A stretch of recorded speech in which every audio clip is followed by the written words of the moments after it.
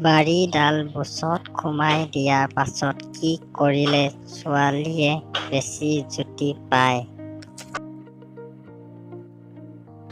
উত্তৰ: এবাৰ বুছৰ ভিতৰত বাৰীডাল লৰাই দিব লাগে। ছোৱালীৰ পকৰটো চোদন দিব পাৰি নেকি?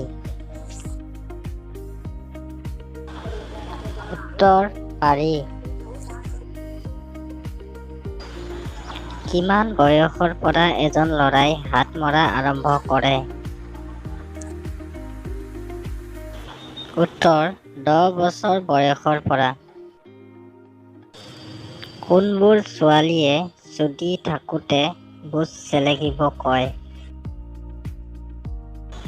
উত্তৰ: যিবোৰ ছোৱালীৰ বেছি চেক্স উঠি থাকে।